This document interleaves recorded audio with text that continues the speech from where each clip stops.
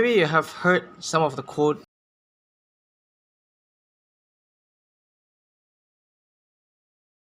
If you're feeling sad, maybe they will tell you, oh, you should be grateful because you are having better than someone else. Is comparison actually a good thing or a bad thing?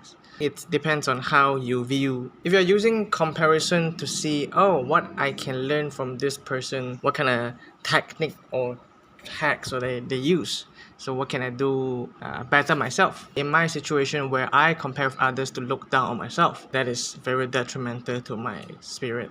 If I look at others for their achievement, oh, this person is successful at 16, or this person is becoming a teacher that I always want to become, but here I am doing nothing. I just look down on myself, very easily downplay or disregard everything about my own path.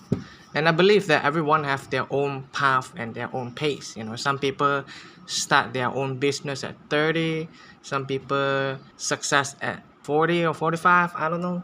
In this digital era where social media is everywhere, you see the highlight of everyone, you see how happy, oh, this person is same age of mine is getting married, oh, I need to catch up, I need to do this and that, oh, why am I so useless?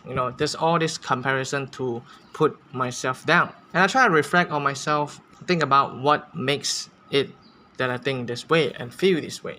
And I think a lot of times these things come from trauma and past experience that leads to like shame, and then I carry this same thinking pattern. I'm attaching and depending my happiness and my worth, my value on the opinion of others, the scores, the grade, how many achievement or how great the result is. At this rate, I will never be success in or good enough, because then there will always be someone greater than you. For as long as I continue to compare and sort of like compete with others to put down myself, then no matter what I do, it will never be enough.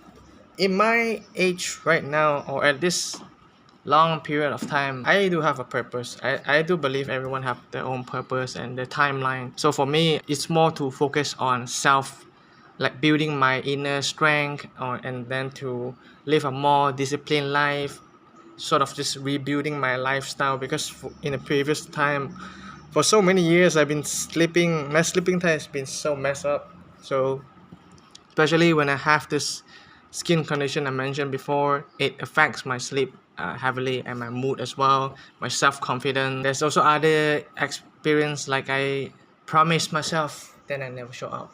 And then there's just this cycle, right? And then go down spiral.